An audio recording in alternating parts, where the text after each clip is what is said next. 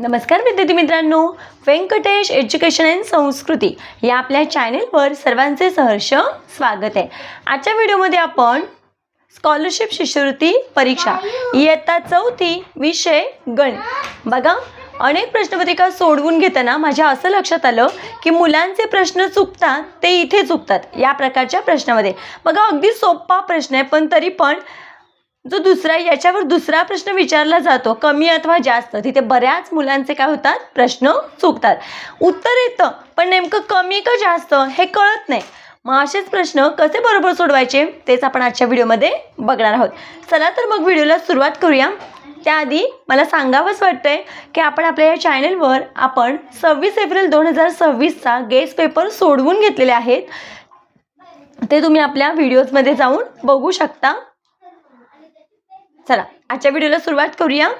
तत्पूर्वी नेहमीप्रमाणे व्हिडिओ आवडल्यास व्हिडिओला लाईक करा, आपल्या मित्रमैत्रिणींना शेअर करा, चॅनलवर नवीन असाल तर चॅनलला सबस्क्राईब करा। तुम्हा सर्वांना परीक्षेसाठी आपल्या या चॅनलकडून बेस्ट ऑफ लक।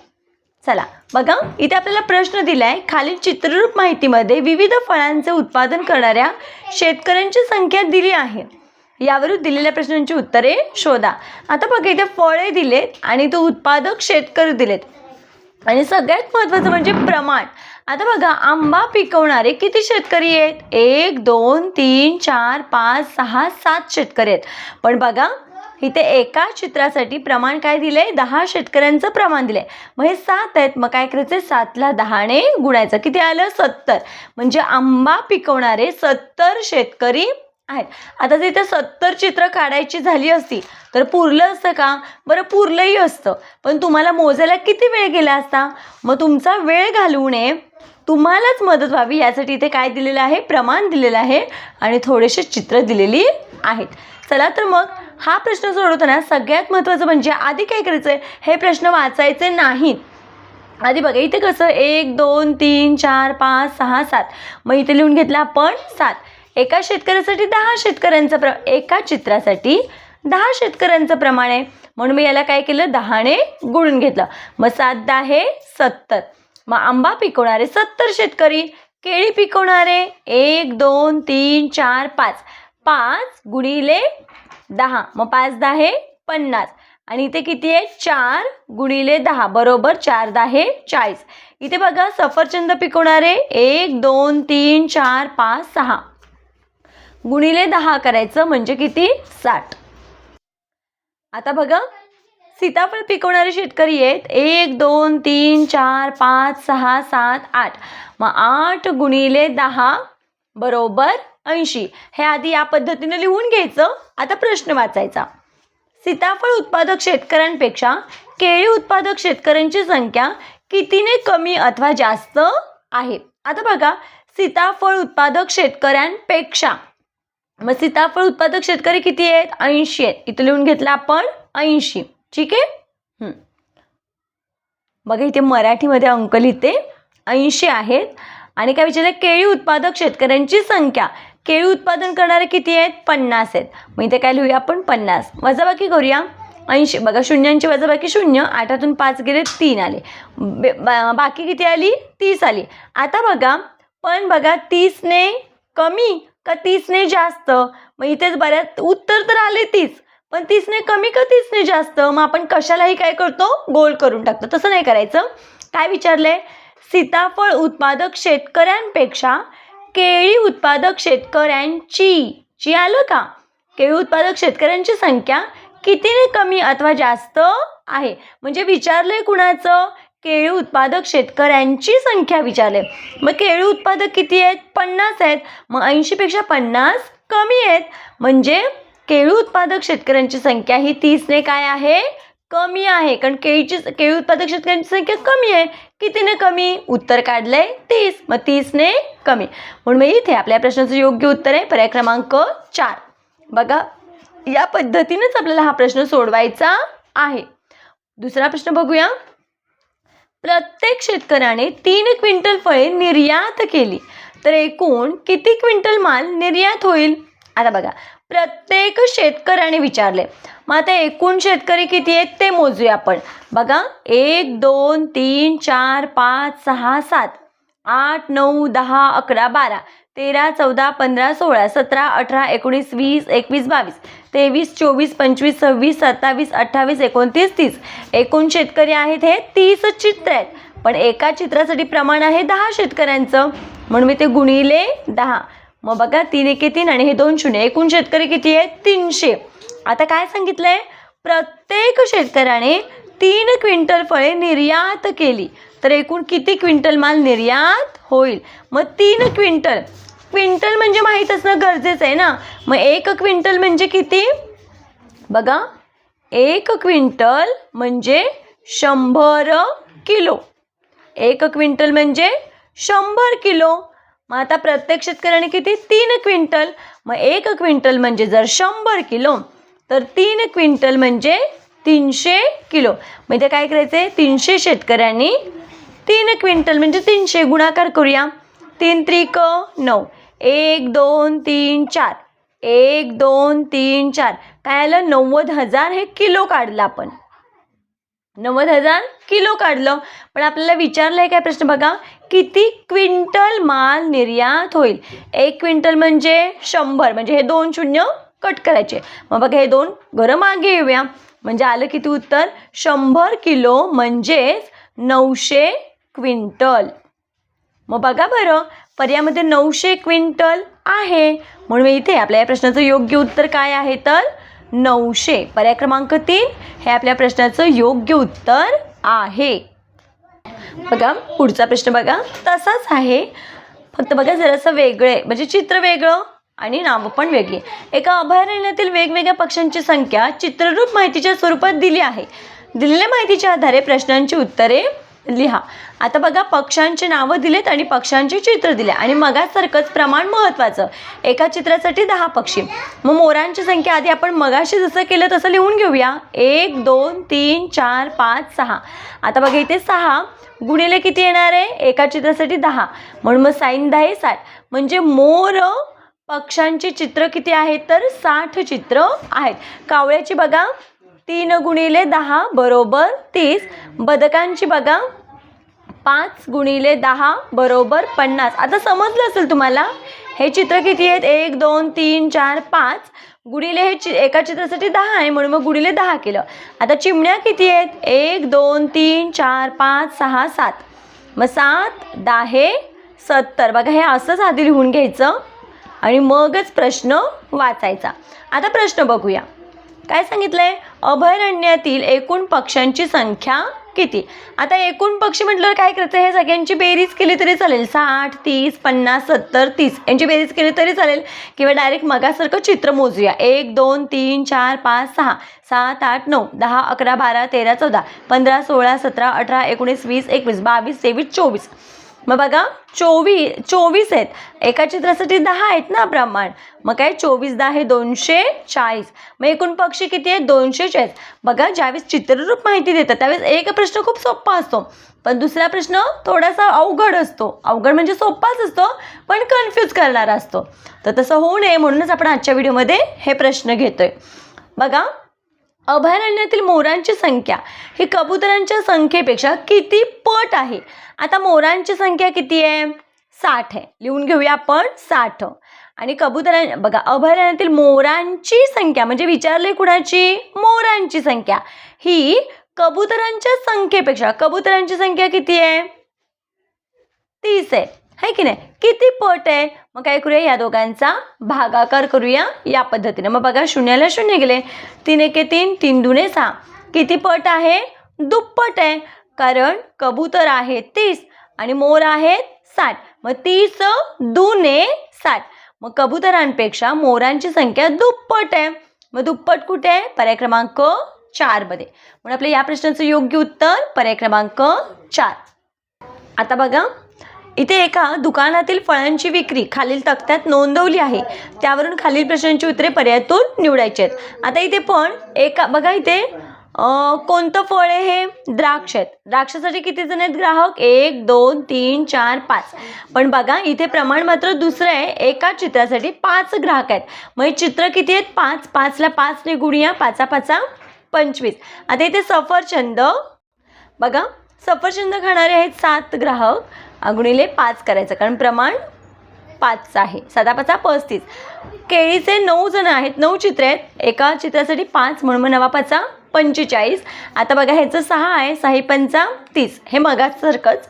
आता प्रश्न बघूया काय सांगितलंय. सर्वात जास्त फळ आवडणाऱ्या ग्राहकांची संख्या ही सर्वात कमी फळ आवडणाऱ्या ग्राहक संख्येपेक्षा कितीने कमी अथवा जास्त आहे. मग सर्वात जास्त आवडणारं फळ कोणतं आहे बघा. सर्वात जास्त फळ आवडणाऱ्या ग्राहकांची संख्या ही जास्त आहे की नाही, 45. म्हणून मी इथे काय लिहूया आपण 45 लिहूया. ठीक आहे. आणि सर्वात कमी फळ आवडणाऱ्या ग्राहकांची संख्या किती आहे तर बघा 25 आहे, द्राक्ष आहे की नाही. मग इथे लिहून घेऊया आपण 25. वजाबाकी करायची, कितीने जास्त कमी म्हटलं की वजाबाकी. मग बघा किती आलं उत्तर 20 आलं. पण 20ने कमी का जास्त विचारले काय बघा. सर्वात जास्त फळ आवडणाऱ्या ग्राहकांची संख्या म्हणजे जास्त फळ आवडणाऱ्या ग्राहकांची संख्या ही सर्वात कमी फळ आवडणाऱ्या ग्राहक संख्येपेक्षा कितीने कमी अथवा जास्त आहे. मग बघा हे जास्त आहे ना, काय केळीची संख्या जास्त आहे ह्याच्यापेक्षा, द्राक्षापेक्षा.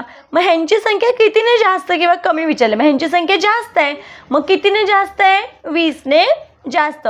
मग आता बघा इथे तर 20ने असं काही दिलंय का, आपल्याला क्रिया करायची आहे. मग बेन 10 हे 20ने कमी, 10 अधिक 2 12, 10 2 20ने जास्त, 45 वजा 25ने कमी म्हणजे 20ने कमी येणार इथे. आता बघा इथे 20ने जास्त आहे की नाही. मग उत्तर आहे पर्याय क्रमांक 2. बघा हे असे प्रश्न असतात. आता इथे फक्त कॅल्क्युलेशन करायचं आणि पुढचं फक्त याच्या पुढे जोडायचं आहे 20ने जास्त. मग आपलं उत्तर कसं आहे एकदम परफेक्ट. बघा यातलाच पुढचा प्रश्न बघूया. सर्वात जास्त खपणारे फळ कोणते. मग सर्वात जास्त विक्री कोणत्या फळाची होते तर बघा सगळ्यात जास्त ग्राहक कोणत्या फळासाठी आहेत तर केळीसाठी आहेत आहे की नाही. मग बघा बरं केळी किती नंबरला आहे पर्याय क्रमांक 2 मध्ये आहे. म्हणून मी इथे आपल्या प्रश्नाचं योग्य उत्तर आहे केळी. पुढचा प्रश्न बघा.